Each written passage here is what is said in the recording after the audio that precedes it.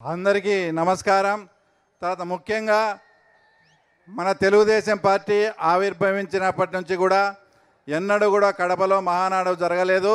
ఈ అవకాశం ఇచ్చిన మన ప్రీతం ముఖ్యమంత్రికి కానీ జాతీయ ప్రధాన కార్యదర్శి నారా లోకేష్ గారికి కానీ ప్రత్యేక ధన్యవాదాలు, కృతజ్ఞతలు తెలుపుకుంటూ, అలాగే వైఎస్ఆర్ జిల్లాగా ఉన్న ఈ ప్రాంతాన్ని వైఎస్ఆర్ కడప జిల్లాగా కూడా ఈ మధ్యనే జీవో ఇచ్చినందుకు కూడా వాళ్ళకు కూడా ప్రత్యేక ధన్యవాదాలు తెలుపుకుంటూ, ఈ మధ్య కొన్ని పేపర్లలో మీడియాల్లో చూడడం జరిగింది.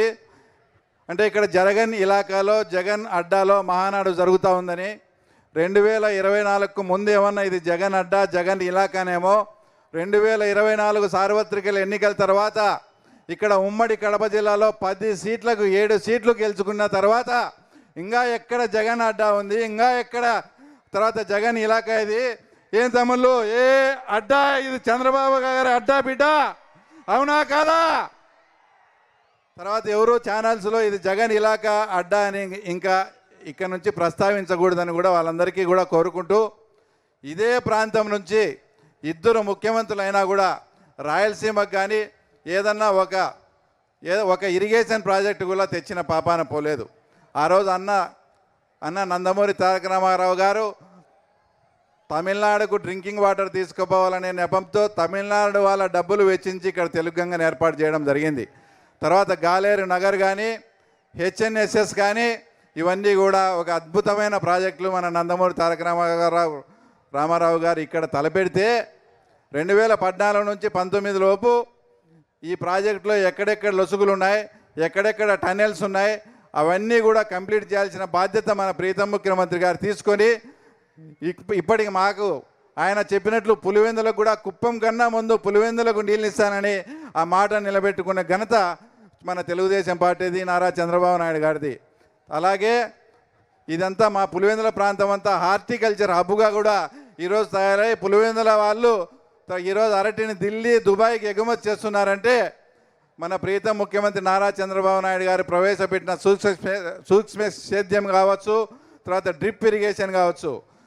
తర్వాత ఇద్దరు మా పులివెందుల ప్రాంతానికి చెందిన వాళ్ళు ఇద్దరు ముఖ్యమంత్రులుగా ఉండి కూడా లాస్ట్ సమ్మర్లో పులివెందుల ప్రాంతవాసులు డ్రింకింగ్ వాటర్ కూడా చాలా ఇబ్బంది పడినారంటే వాళ్ళ పరిపాలన ఏ రకంగా సాగిందో ఒక్కసారి మీరు కూడా అర్థం చేసుకోవాలా. మన కూటమి ప్రభుత్వం వచ్చిన తర్వాత జలజీవనాలను ద్వారా పిలిపించి అమృతాలను కూడా పిలిపించి జలజీవన్ను అమృత్ను కూడా అనుసంధానం చేసి తర్వాత పులివెందులకు మున్సిపాలిటీకి నీళ్ళు ఇచ్చిన ఘనత తర్వాత మన ముఖ్యమంత్రి చంద్రబాబు నాయుడు గారిది. ఆ తర్వాత అలాగే ఇప్పుడు ఏదైతే ప్రాజెక్టులు కానీ ఇవన్నీ ఈ రకంగా నిర్మాణాలు జరుపుకుంటూ పోతూ ఉంటే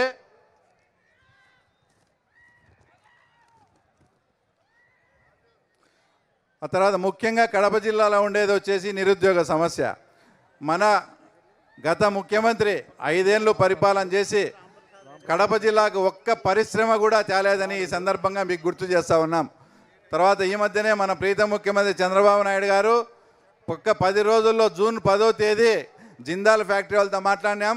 తర్వాత స్టీల్ ప్లాంట్ కూడా తర్వాత ఇక్కడ పనులంతా కూడా ప్రారంభం జరుగుతాయని కూడా చెప్పడం జరిగింది. అలాగే గతంలో ఉన్న ముఖ్యమంత్రి గారు అప్పుడు ఢిల్లీలో ఏదైనా స్నేహ సంబంధాలు ఉన్నా కూడా ఆయన కేసుల కోసం ఆయన స్వలాభం కోసం చూసుకునేడే తప్ప ఏ రోజు కూడా ఒక పరిశ్రమలు తేవాలని కానీ ఇంకోటి కానీ ఆలోచన చేసిన పాపాన పోలేదు. అదే మన కూటమి ప్రభుత్వం వచ్చిన తర్వాత మన కడప జిల్లా ప్రాంతంగా ఇక్కడే దగ్గరలో ఉన్న కుప్పర్తిలో 3200 కోట్లతో పారిశ్రామిక క్యాడర్ని ఏర్పాటు చేసి ఈ కడప జిల్లాలో ఉండే నిరుద్యోగ సమస్యను కూడా తీర్చేదానికి మన లోకేష్ బాబు గారు కూడా సంకల్పం చేసుకుని ఆ తర్వాత ఉండడం జరిగింది. ఈ విధంగా మన పార్టీ కానీ మన ప్రభుత్వం కానీ ఈ విధంగా ముందుకు వెళ్తూ ఉంటే మనకు అపోజిషన్ పార్టీని కనుక చూస్తే వాళ్ళు ఎప్పుడు బయట ఉంటారో తెలియదు, ఎప్పుడు లోపలికి పోతారో తెలియదు. వాళ్ళ కుటుంబ నేపథ్యం ఒకసారి చూడండి. గతంలో అంతకుముందు రాజశేఖర రెడ్డి గారు ఉన్నప్పుడు కూడా అప్పట్లో మైనింగ్ డైరెక్టర్గా ఉన్నటువంటి రాజగోపాల్ కానీ శ్రీలక్ష్మి మేడం కానీ వాళ్ళంతా కూడా కటకటాలు పోయారు. ఇప్పుడు జగన్మోహన్ రెడ్డి కూడా అదే పంతాలో ఐఏఎస్ ఆఫీసర్ అయినటువంటి ధనంజయ రెడ్డి కావచ్చు, ఐపీఎస్ ఆఫీసర్ అయినటువంటి సీతారామాంజనేయులు కావచ్చు, వాళ్ళ ఇష్టం వచ్చినట్లు వాళ్ళను అధికారాన్ని ఉపయోగించి ఈరోజు వాళ్ళంతా కూడా జైలు పాలై తర్వాత తొందరలో తర్వాత వీళ్ళు కూడా జైలు పాలయ్యే పరిస్థితి ఉంది. ఎందుకంటే సిబిఐ అభియోగాలు మోపిన తర్వాత ఒక పరిటాల మర్డర్ కేసు కావచ్చు, ఒక మద్దెల చెరువు సూర్య కావచ్చు, ఒక గాలి జనార్దన్ రెడ్డి కేసు కావచ్చు, అందరికీ కూడా శిక్షలు పడి తర్వాత వాళ్ళు డిస్క్వాలిఫై అయ్యే ప్రమాదం కూడా ఉంది. కాబట్టి వచ్చే మహానాడు కల్లా వివేకానంద రెడ్డి కేసులో అవినాష్ రెడ్డి కావచ్చు, లిక్కరు మిగతా కేసులో జగన్మోహన్ రెడ్డి కావచ్చు, వచ్చే మహానాడు కల్లా తప్పకుండా వాళ్ళు జైల్లో ఉండి వైసీపీ పార్టీ ఖాళీ అవుతుందని కూడా మీ అందరికీ కూడా సవినయంగా తెలియజేస్తూ, ముఖ్యంగా సార్ చివరిగా ఆయనే 30 ఏళ్ళు ముఖ్యమంత్రిగా ఉంటాడని భావించి మా పులివెందుల్లో అండర్ డ్రైనేజ్ సిస్టమ్లు కానీ అవన్నీ తవ్వేసి రోడ్లన్నీ అధ్వానంగా చేసిన పరిస్థితి. ఈ విషయాలన్నీ కూడా లోకేష్ బాబు గారికి కూడా చెప్పడం జరిగింది.